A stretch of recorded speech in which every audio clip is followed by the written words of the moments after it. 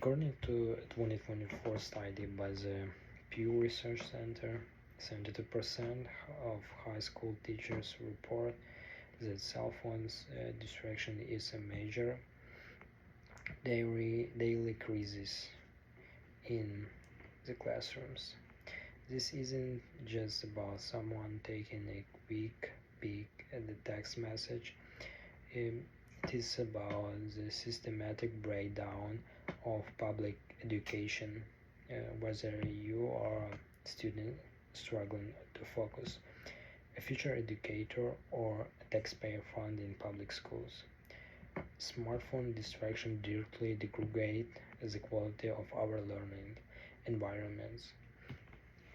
And as a student who has personally battled the relentless pull of digital multitasking while deeply analyzing educational policy data, um, I can say that when I spend weeks evaluating the cognitive impact of screens on learning, today we need to confront the severe problem of smartphone addiction in our high schools, examine a state-mandated solution that actually works, and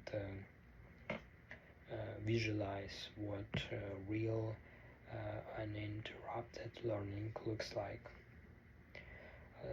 So let's be honest about the core problem.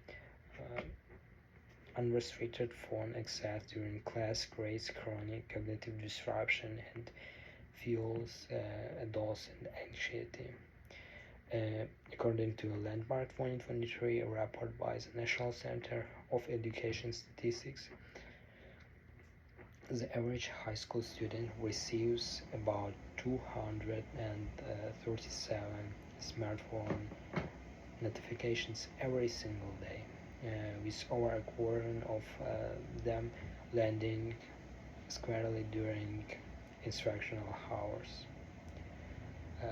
Think about what that statistic actually means.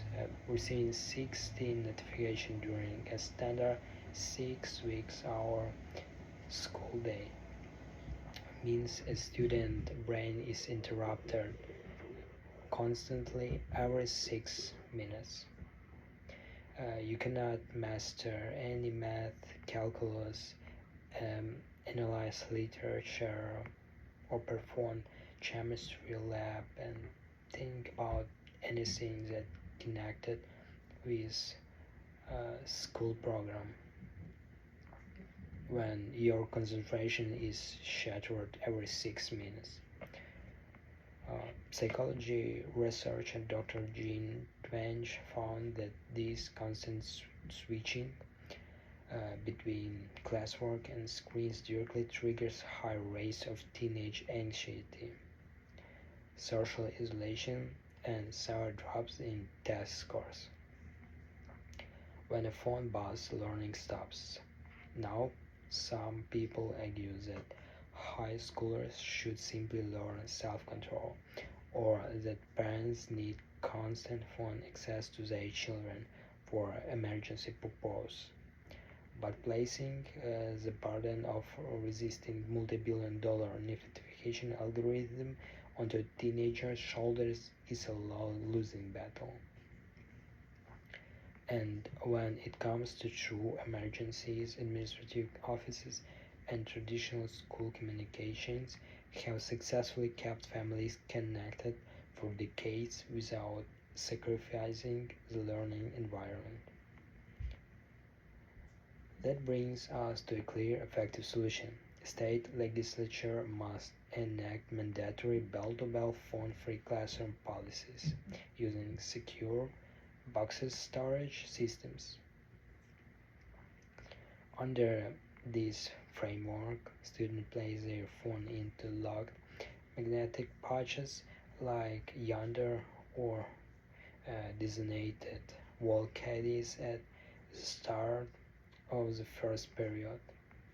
Students keep physical possession of their devices, but the phone remains locked and silent until the final bell rings will explicit. Emergency override protocols managed by school administrators. Actually, we don't have to guess whether this solution work because I had personal experience with such actions when I studied in city education in Newtown. They got just new policies about these phone drop boxes, and it actually works. Students become mm, more successful and keep attention constantly. Um, the data proves it also. In 2023, Florida passed House Bill 379 restricting student cell phone use during instructional time statewide. According to a 2024 follow-up report by the Florida Department of Education, schools enforcing full bell-to-bell phone bans saw a 12% drop in behavioral disciplinary referrals and a measurable boost in standardized test performance in just one academic year. When you remove the distraction, student performance climbs. Imagine what happens when implement this solution across all our schools. It will look like school from 19th in good way, and I think the most of people would be glad to see it. Imagine teachers can finally spend 100% of their instructional time teaching rather than acting as phone police. Hallways and lunchrooms fill back up with real human conversation.